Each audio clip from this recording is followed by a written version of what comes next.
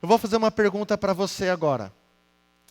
Quando você escuta a palavra adoração, o que a sua mente remete? Vou dar alguns minutos, uns segundos aí para você talvez conversar com a pessoa do seu lado agora. O que é adoração? Você pergunta para ela, o que é adoração? O que vocês entendem como adoração? Pode ser? Um minutinho aí para vocês conversarem. O que é adoração para você? Deu? Conversaram? Concluíram aí? Eu não vou pedir para ninguém levantar as mãos aqui, mas boa parte, eu digo boa parte mesmo da igreja, faz uma associação de adoração a talvez um momento de música inspiradora aqui na frente, talvez um culto muito bem feito, um momento muito espiritual aqui na igreja. Talvez a gente até sente um pouco do céu aqui nessa terra, e a gente limita um pouco a adoração às situações que a gente possa passar, ou talvez em casa, ou talvez até mesmo na igreja. Embora essas coisas sejam extremamente importantes, a adoração é muito mais além do que isso, a adoração é muito mais profundo que isso, e a gente vai entender um pouco na Bíblia uns princípios básicos de adoração. Adoração não depende de ações exteriores, de cultos. Claro que isso é muito importante no processo, porém adoração é algo muito mais profundo do que isso. Eu quero convidar você a abrir a sua Bíblia no Evangelho de João, capítulo 4. Evangelho de João, capítulo 4.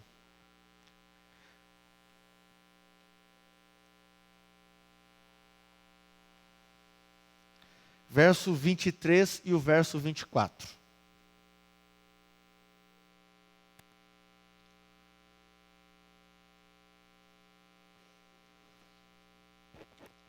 Com sua Bíblia aberta, eu quero te convidar para nós fazermos uma oração mais uma vez.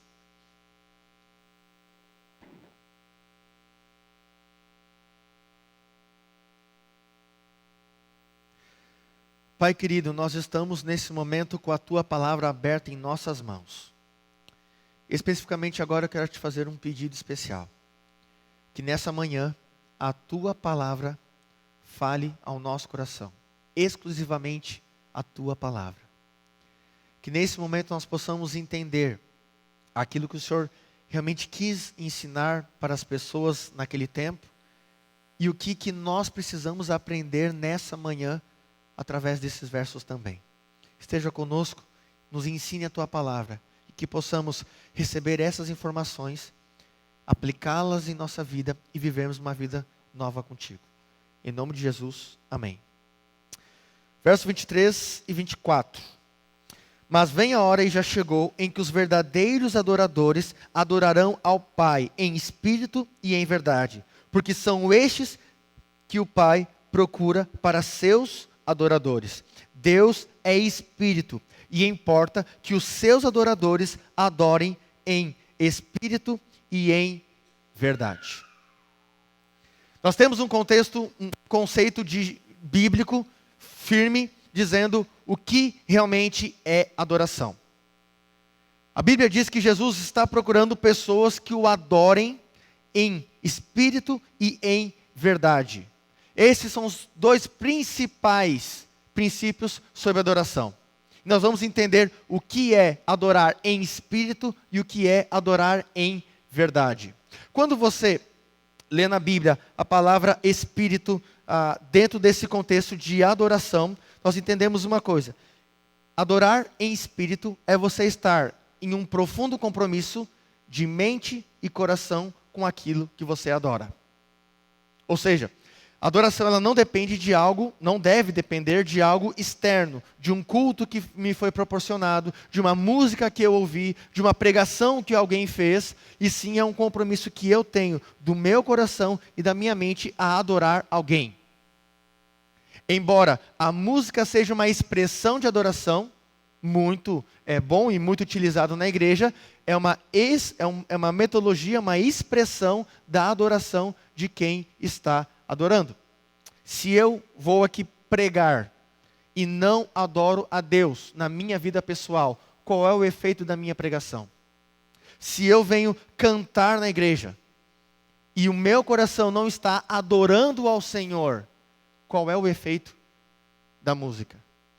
Inclusive, sobre a música, tem uma citação de Ellen White que diz o seguinte, que quando uma pessoa vai cantar na igreja e vive uma vida voluntária de pecado, a igreja deixa de receber a bênção que receberia pela música que ela estava cantando.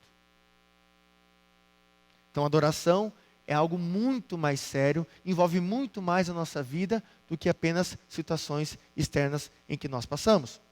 Agora, quando nós entendemos e temos uma compreensão bíblica sobre o que é adoração, nós fazemos um contraste com que tipo de adoração que muitas igrejas estão pregando por aí. Uma adoração talvez pragmática, programática, sempre baseada na questão pessoal.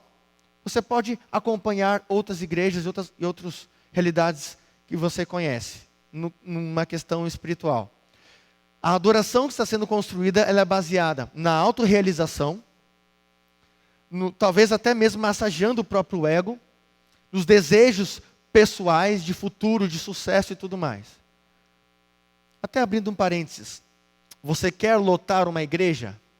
Eu como pastor, talvez, se eu quiser lotar qualquer igreja que eu quiser, eu posso usar três metodologias para isso. Não são adoração a Deus, porém eu posso usar.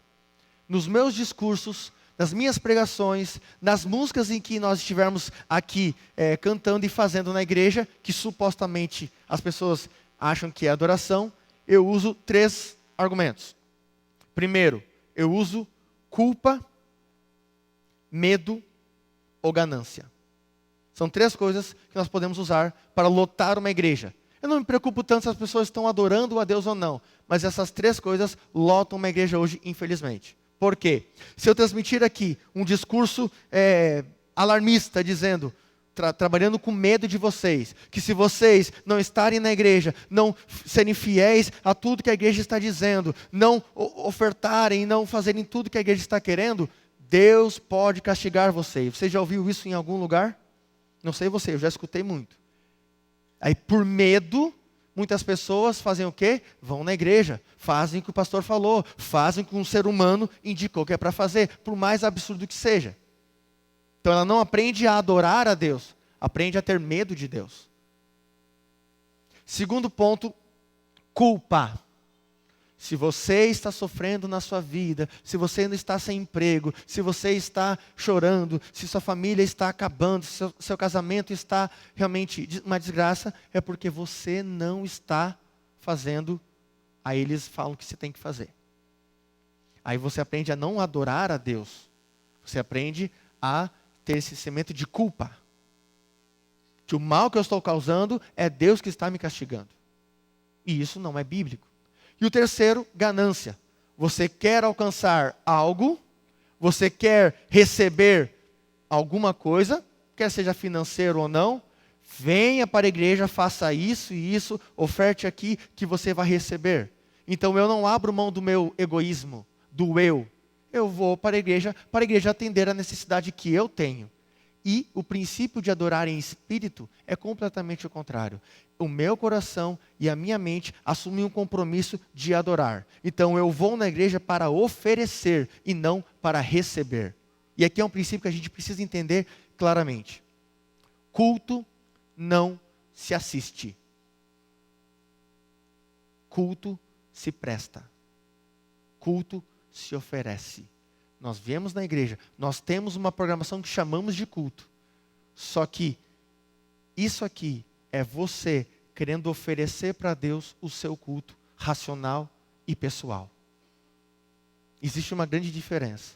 Culto mesmo não é algo que alguém faz em mim, alguém me proporciona. É eu que ofereço para Deus. É eu que me ofereço para Deus. Isso é adorar em espírito. Agora vamos ser bem sinceros. Estar com o coração e a mente compromissados a adorar algo, esse algo pode ser qualquer coisa, certo? Por exemplo, há 2 semanas, eu e minha esposa, nós ganhamos um gato persa. Alguns viram aqui as fotos aí pela internet. Pequenininho, peludinho, bonitinho. Foi meu primeiro animal na vida. Então eu estou me sentindo uma criança, assim, com aquele animalzinho, aquela coisa, falando aquela voz de criancinha mesmo. Realmente, eu estou falando, estou revelando aqui. Mas eu poderia me dedicar muito pelo gato, dedicar toda a minha vida, mas eu não posso adorar um gato. Não posso adorar uma pessoa. Não posso adorar qualquer outra coisa. A minha mente e o meu coração, elas podem estar conectadas para adorar algo. E esse algo pode ser qualquer coisa. Só que a Bíblia nos indica o que deve ser este algo. E é exatamente por isso que é a sequência do verso. Eu adoro em espírito, porque a minha mente e o meu coração estão compromissados a adorar algo. E quem é esse algo? A verdade. E o que é a verdade? Jesus. A verdade é Jesus. Nós adoramos em espírito e em verdade, porque a nossa mente, porque o nosso coração estão compromissados a adorar a Deus, não pelo que Ele faz, não pelo que oferece, não pelas bênçãos que eu quero receber, mas por quem Ele é. E ponto. Eu adoro a Deus porque eu confio nele, porque eu amo Ele. Independente das consequências disso, eu vou continuar adorando. Agora nós conhecemos algumas disciplinas espirituais que são expressões da adoração que eu tenho. Primeira delas, e é muito importante, oração. Uma coisa tão simples, que você pode fazer aonde você estiver. Se você estiver sozinho ou estiver com a família, você pode fazer oração. Agora, por favor, eu vou fazer um apelo para você. Nunca ore por motivos egoístas. Nunca ore pensando como as pessoas deveriam fazer diferente, porque eu estou fazendo, mas as pessoas deveriam fazer. Senhor, por favor, me dê forças para suportar, em ser o exemplo para essas pessoas. Sim, nós temos que nos preocupar com o testemunho, mas nunca ore achando a coisa boa que você é, ou orando para que Deus te suporte com a hipocrisia das pessoas. Ore reconhecendo quem você é. Comece assim. Se você não reconhecer quem você é e a sua condição, a sua oração será vã. E a igreja carece de pessoas que orem fervorosamente, com amor no coração. Sabe aquela pessoa que talvez te persegue, te causa um mal? Ore por ela. A Bíblia, inclusive, lá no livro de 1 Timóteo 2, indica que nós devemos orar, sabe por quem? Pelas pessoas que nos governam. Quantos aqui já oraram pela situação política do Brasil? Mas não uma oração de, Senhor, prende todo mundo. Isso aí. Não. Senhor, toca a vida dessas pessoas. Faça a sua justiça. Você já orou pelo seu pastor? Ou seus pastores? Por favor. E aqui eu faço um pedido pessoal. Orem pelos seus pastores.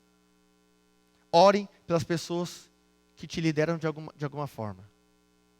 Agora, uma segunda disciplina de adoração, e esse eu quero pedir que você abra a sua Bíblia também, já está aberta na verdade, mas vá até o Evangelho de Lucas, capítulo 10, verso 27. Primeira disciplina de manifestação de adoração, orar. Temos várias, mas vamos trabalhar em 3 essa manhã. Evangelho de Lucas, capítulo 10, verso 27. Aqui o contexto está uma história bem conhecida de todos, a história do bom samaritano. Nós vamos aqui ler toda a história, mas você conhece a história, né? Um certo homem estava caminhando no meio do deserto, os ladrões o assaltaram, e a Bíblia classifica ele como um semi-morto. Eu fiquei pensando, o que é um semi-morto? Ou você é morto ou você não é. Mas eu acredito que é uma pessoa que, se ninguém atendesse, provavelmente iria morrer pelos ferimentos que estavam no seu corpo. Então esse homem estava ali, sofrendo, com dores, quase morrendo. Vem um fariseu, um homem que, se existe alguém que deveria realmente fazer o que é certo, deveria ser esse fariseu. Porque ele entendia a lei, ele lia a palavra, ele ensinava para as pessoas, ele deveria ter feito e não fez.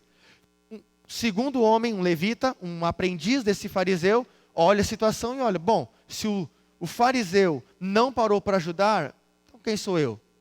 Então ele seguiu de largo, porque os dois pensaram o seguinte: eles não sabiam se aquele homem talvez era um samaritano. E como o judeu não dava com o samaritano, se um judeu tocasse no samaritano estaria impuro, o judeu condenava um samaritano, então ele não quis se comprometer e seguiu o seu caminho. Ninguém estava olhando, só eles e a sua consciência, e seguiram. E um terceiro homem, um samaritano, passa, cuida daquele homem, trata de suas feridas e então leva para uma hospedaria. E Jesus então chega no momento em que esses mesmos homens que estavam na história estavam ouvindo as palavras de Jesus. E aí na sua Bíblia, a partir do verso 25, você vê o seguinte: e eis que certo homem, intérprete da lei, se levantou com o intuito de pôr Jesus à prova, e disse-lhe: Mestre, que farei para herdar a vida eterna? Qual era a intenção dessa pergunta? Era saber exatamente o que fazer para herdar a vida eterna? Não. O motivo dessa pergunta está no início: pôr Jesus à prova, para fazer uma pergunta de difícil resposta, para que se Jesus respondesse A, as pessoas condenariam Jesus. Se Jesus respondesse B, as pessoas também condenariam Jesus.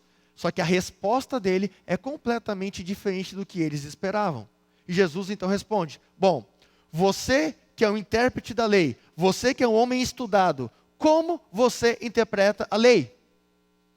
Você está me perguntando o que fazer para herdar a vida eterna. Conforme o que você estudou, o que você leu, o que você conclui?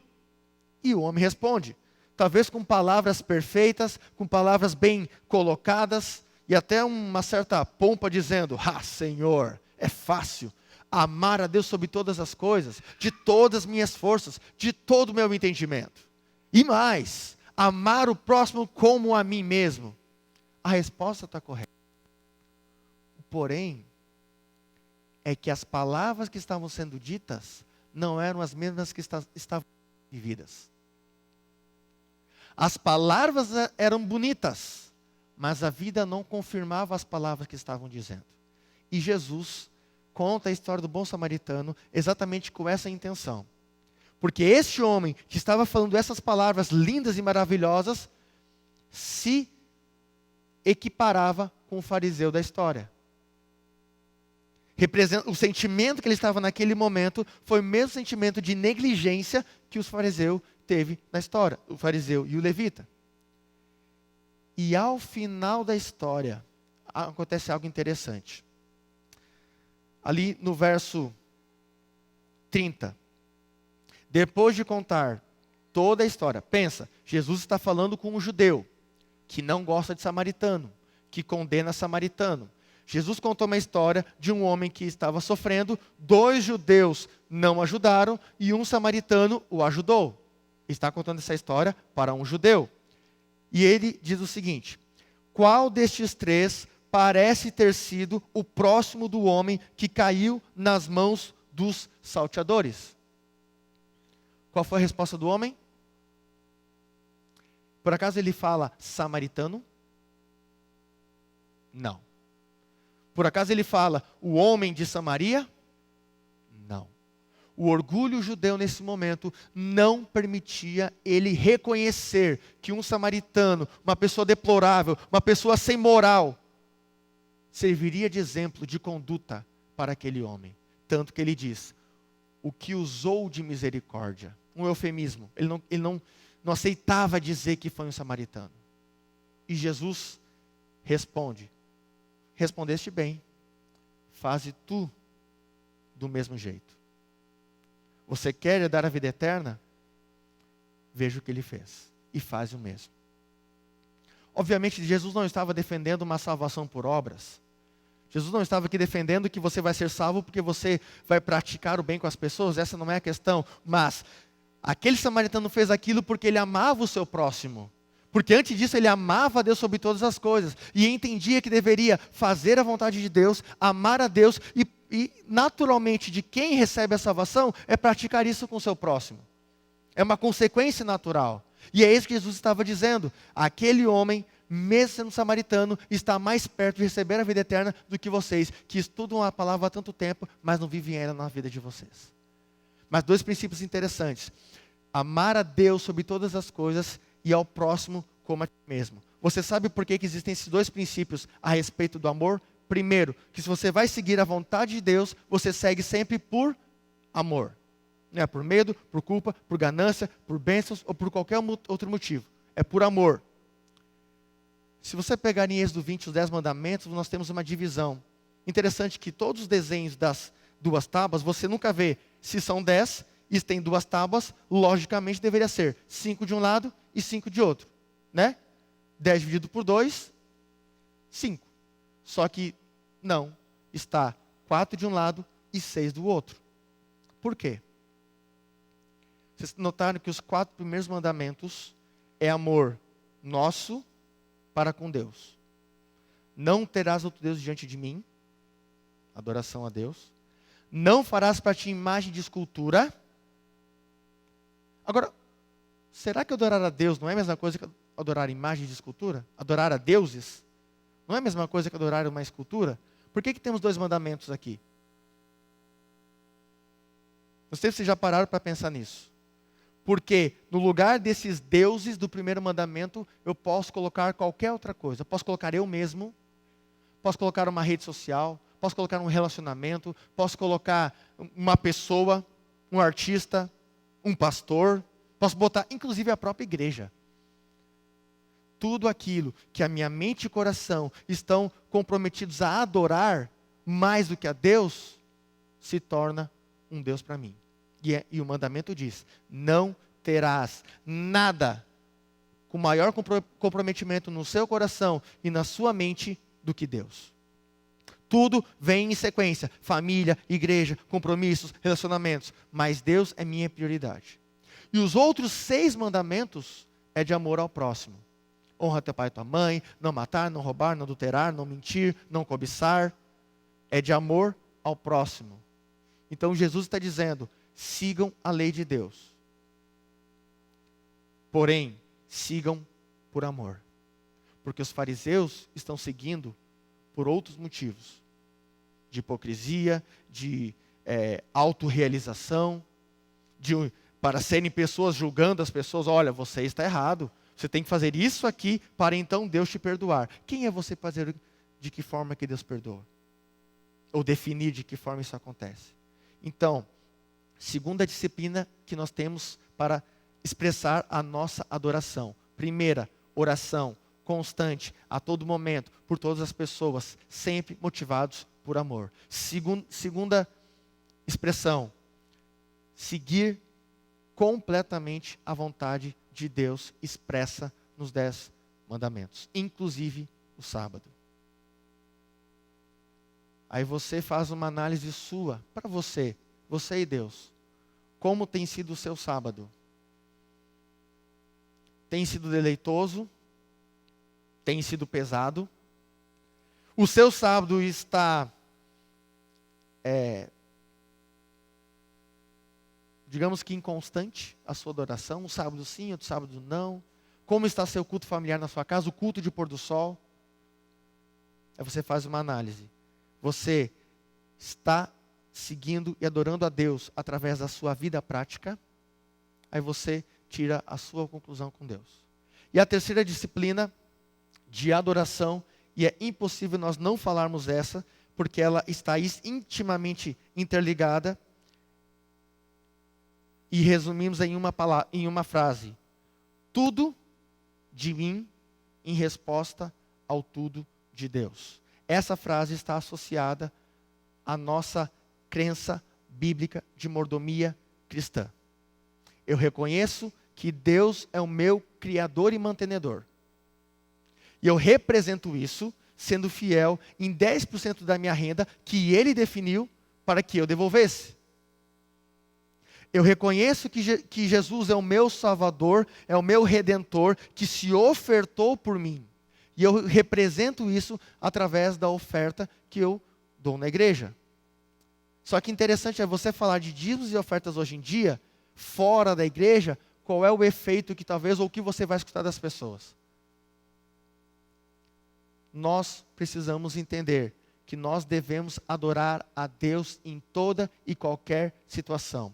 Que o nosso coração e a nossa mente estão comprometidos a adorar o Senhor. Mas não adorar o Senhor pelas coisas que eu vou receber dEle. Não adorar o Senhor pelas coisas que Ele vai me dar. Mas eu adoro por quem Ele é. E Ele é a verdade. E Ele é o meu Salvador. E Ele é o meu Redentor. Então eu adoro a Deus não pelo que eu vou receber por isso. Mas é por tudo aquilo que eu tenho que oferecer em resposta ao que Ele faz por mim. Eu não sou fiel a Deus, ou não devo ser fiel a Deus, para ter o favor de Deus. Eu tenho o favor de Deus, e é por isso que eu sou fiel a Ele. Só que isso exige confiança. Adoração é submissão e confiança. É fácil confiar? Seja sincero com você mesmo. É fácil confiar no mundo em que vivemos? Uns estão meio que balançando a cabeça. Não é fácil. É por isso que isso é um milagre. Confiar é um milagre. Nós vamos ouvir uma música agora que fala exatamente sobre isso. O milagre, o primeiro milagre é você confiar. E é isso que Deus pede para você nessa manhã. Confiar. E deixa que Ele segue a sua vida. Depois da música eu tenho mais umas palavras com você. Mas que ao você ouvir essa música ela possa ser também a sua oração. Possa ser um compromisso, uma certeza que você está tomando em seu coração a Deus. Que nós somos a imagem de Deus e que o Espírito de Deus habita em nós. Se lembrarmos quão imenso e quão santo é Deus, se sentirmos como é bom ouvir sua voz, vamos logo perceber que não importa jamais se bem longe nós estamos de Jesus. Nós teremos o descanso e fruiremos a paz, se apenas caminharmos para a luz. Quem vem a mim, disse um dia o Mestre Jesus, de modo algum o desprezarei,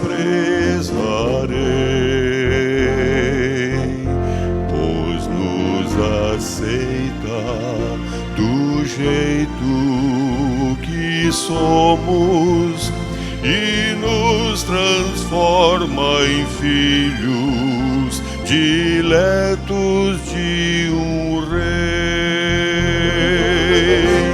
Mas se você quer ver hoje um milagre aqui, pra só então começar a voltar, talvez jamais tal milagre aconteça, pois saiba que o primeiro milagre é confiar.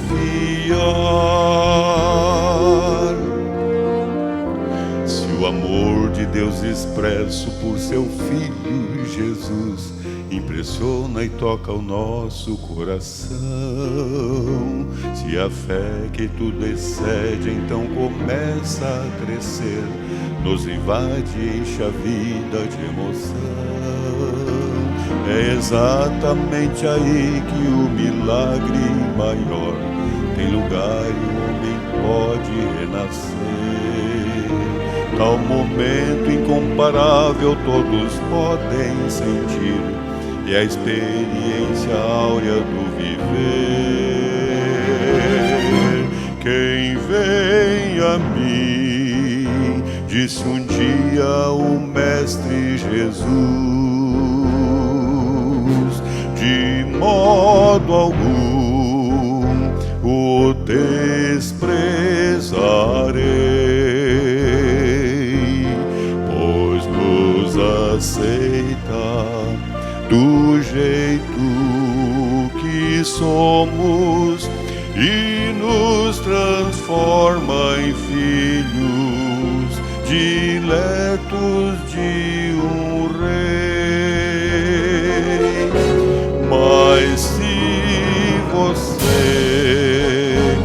quer ver hoje um milagre aqui, pra só então começar a voltar. Talvez jamais tal milagre aconteça, pois saiba que o primeiro milagre é confiar.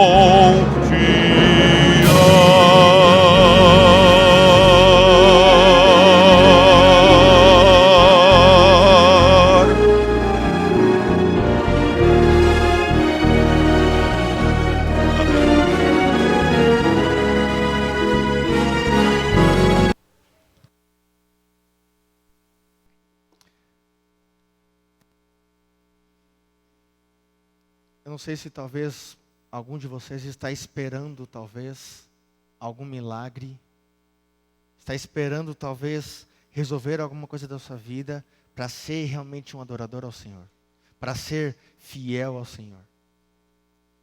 E como a música, não estou sendo diligente, não estou sendo compromissado em oração pelas pessoas. Talvez seguir a lei de Deus, o mandamento de Deus, eu ainda estou questionando um pouco, ou estou vivendo da minha forma, mesmo sendo membro batizado da igreja. Então, a partir de hoje, eu quero entender que adorar a Deus através do sábado é dizer para Deus: Deus, o Senhor tem um padrão, o Senhor tem uma forma de passar esse dia. Então, que o Senhor me ensine, porque até agora eu errei.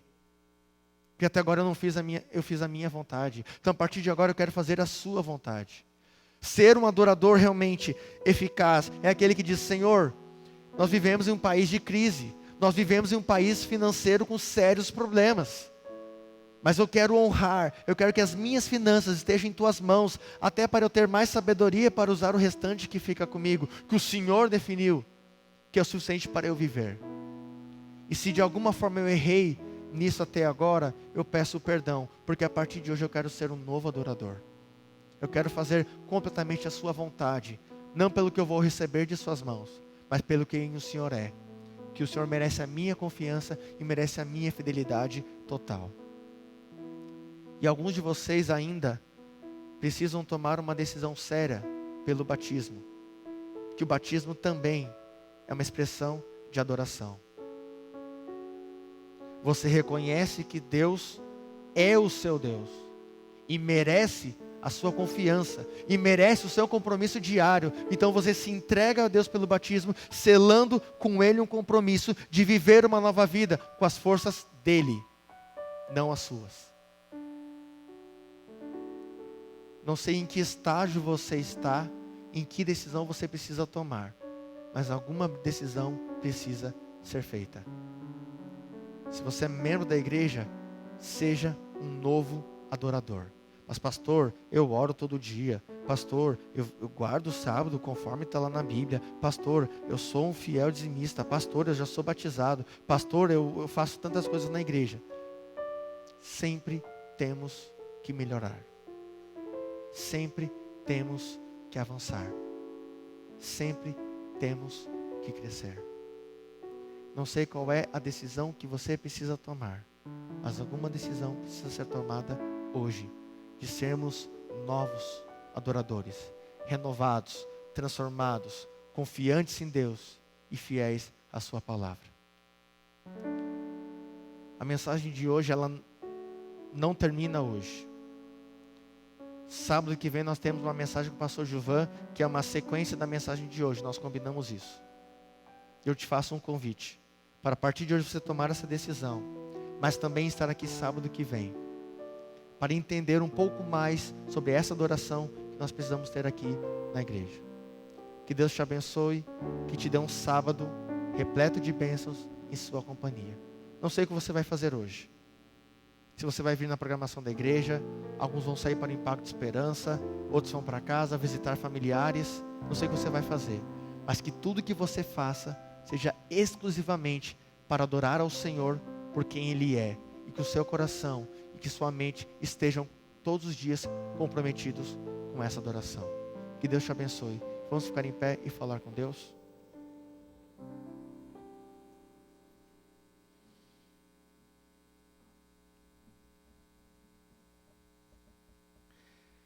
Pai querido, nós estamos nesse momento agora, porque nós reconhecemos que talvez a nossa adoração não está sendo conforme a Tua palavra.